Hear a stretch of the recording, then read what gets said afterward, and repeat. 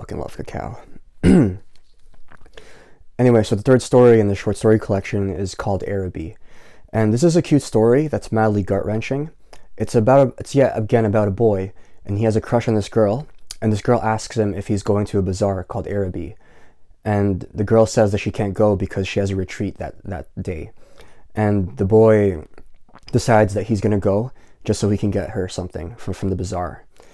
And in the end, the boy leaves with nothing and is frustrated. It is madly sad, and Joyce writes about crushes so beautifully. When she came out on the doorstep, my heart leaped. I kept her brown figure always in my eye. Her name was like a summons to all my foolish blood. You know, like youth, love, or adult even. We just kind of hide it when we're adults. Her name sprang to my lips at moments in strange pairs and praises which I myself did not understand. And that's how the story starts, just talking about his crush and describing it. You know, how he perceives this girl. And then it gets into the topic of the bazaar. And why can't you go to Araby? I asked. Because there would be a retreat. If I go, I said, I will bring you something. One notable thing was when the narrator was at a dining table with adults, and he writes, I had to endure the gossip of the tea table. I found that pretty funny. I mean, I feel like that's relatable, right?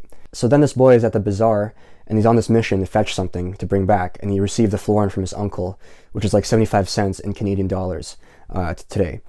And it was considered a lot. It was considered a lot of money back then. He's all charged up, but he seems to be the only one in this sort of like mindset, in this mode. Everyone else is it's just business as usual. It's just a normal day. He's visiting stalls trying to find something, and he gets frustrated and ultimately fails. Remembering with difficulty why I had come, I went over to one of the stalls and examined porcelain vases and flowered tea sets. Observing me, the young lady came over and asked me did I wish to buy anything. The tone of her voice was not encouraging. She seemed to have spoken to me out of a sense of duty. I looked humbly at the great jars that stood like Eastern guards at either side of the dark entrance to the stall, and murmured, no, thank you. Gazing up into the darkness, I saw myself as a creature driven and derided by vanity, and my eyes burned with anguish and anger. That sucks, man.